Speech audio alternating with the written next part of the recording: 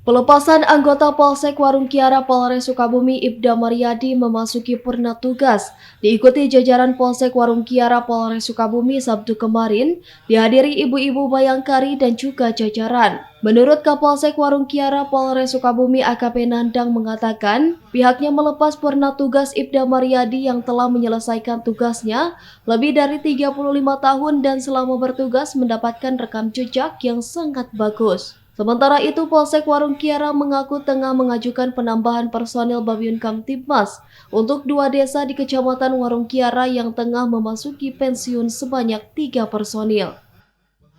Untuk kiat hari ini, kami Polsek Warung Kiara mengadakan acara pelepasan Purna Bakti Ibda Purnawirawan Maryadi yang lama telah mengabdi di Polsek Warung Kiara 3 tahun, selama dinas 37 tahun.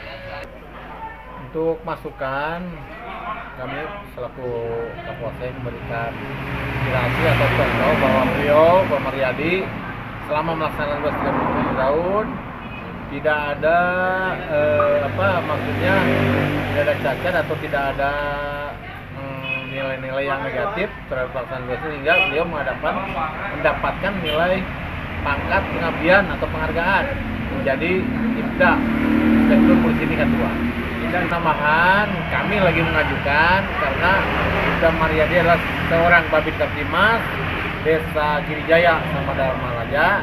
Kami mengusulkan untuk pengadaan penggantiannya karena Ibda Maryadi pensiun sampai saat ini kami lagi mengusulkan ke pimpinan lebih tinggi ke Pak Kapolres. Dari Warung Kiara, Kabupaten Sukabumi, Muhammad Ujang Hriaman melaporkan.